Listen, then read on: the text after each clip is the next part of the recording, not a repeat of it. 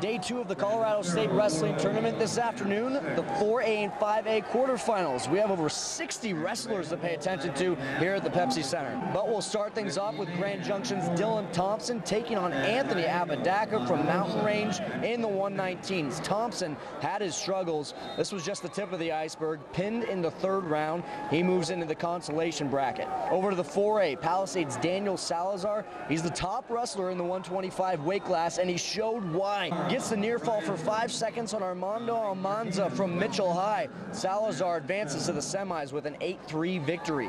Staying in the 4A, Drew Schumann representing Montrose. The Indian with the acrobatic reversal in the first round ties the score at 2. Then in the second round, he gets the takedown. Schumann takes the lead and wins it. A worn-out Schumann talked to me after the match. I just gotta know I gotta wrestle 6 minutes, and if I go out there and do my best, then nobody can beat me. So I just gotta go out there and wrestle all 6 minutes, and that's what happened.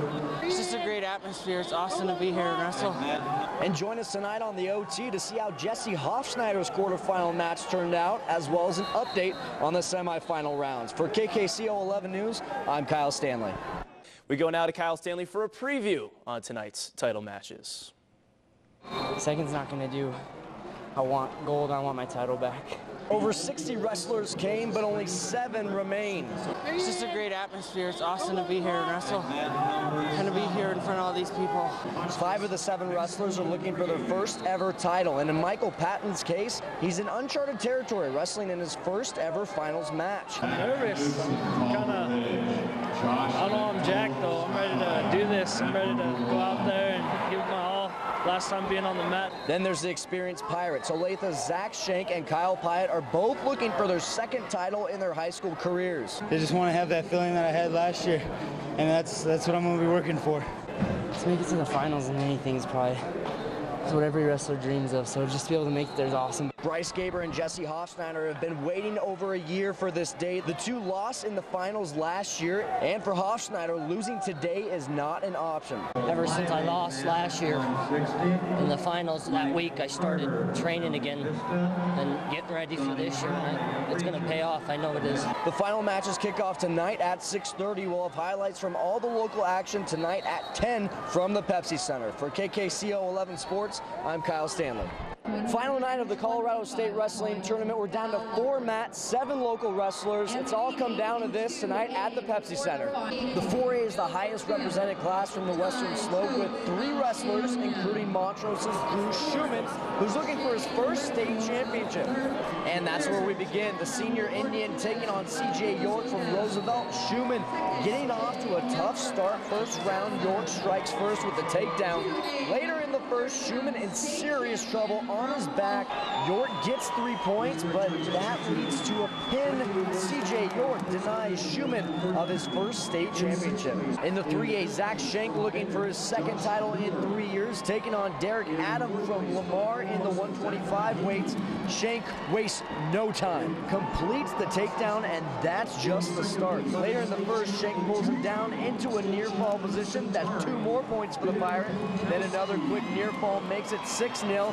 He put up 9 points in the first round. Then he finishes the job in the second round. 3 points for the near fall gives him a 16-0 technical fall.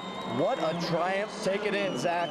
It feels amazing. It couldn't get better. I don't see how it could get any better. It's the best feeling in the world. I have a fun night with some friends and family and eat a lot for sure. More good news in the 2A. Trey Sickles won his bout in the 140 weight class. Kid was in awe after the match. Oh, it's amazing. I don't think it's all sunk in yet. I was a little nervous at first. He good on takedowns, I knew that.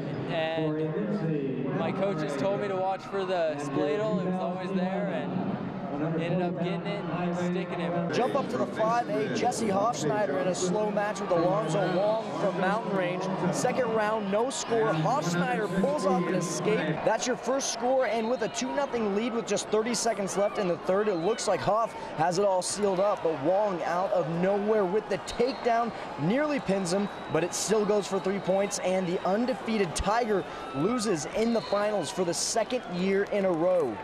Back to the 3A, Kyle Pyatt taking on Elliott Copeland from Bennett in the first round. Pyatt getting off to a poor start. He's taken down by Bennett, but later in the first, he gets the escape. Unfortunately, just like Hofschneider, Pyatt falls for the first time this season. Bennett claims it in the 171s. Check out our Facebook page later tonight for Michael Patton's bout in the 215 for the 4A class. That's going to do it here from the Pepsi Center. I'm Kyle Stanley, reporting for Kkco 11 Sports. Welcome back to sports. Good to be back from Denver. What an exciting weekend over at the Pepsi Center for the state wrestling tournament. In case you missed any of the coverage, here's a quick wrap up, of what you missed. The Western Slope was well represented with nearly 70 wrestlers packing the Pepsi Center. The quarterfinals and semifinals went by with a few surprises.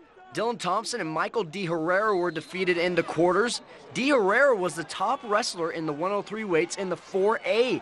And one of the biggest upsets came in the 4A 125 class. Palisades' Daniel Salazar was pinned in the first round of the semis. He too was the top wrestler in his class. But other big names advanced to the finals. Kyle Pyatt and Zach Schenk both looked for their second title in their high school careers. Second's not going to do.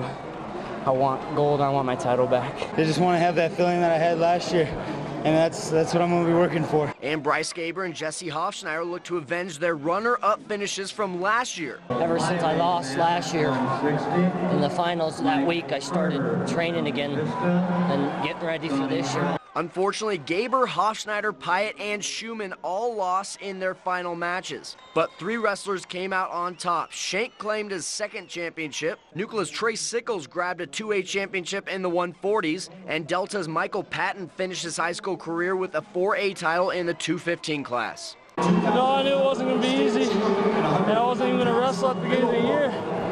And I told myself I didn't want to miss my senior year. All right, so let's take a look at the team results in the 2A. Paonia had a strong finish at third. Not a surprise since they had 12 representatives overall. In the 3A, Olathe with the 5th place finish. Hotchkiss also had a strong showing at 11th. In the 4A, Montrose finished in 6th, and Delta and Palisade ended up in the top 20. Grand Junction was the top local team in the 5A. They finished 12th overall. And if you missed any of the coverage at all, go ahead and check out our Facebook page at Kkco 11 Sports. Lots of stuff to check out on there.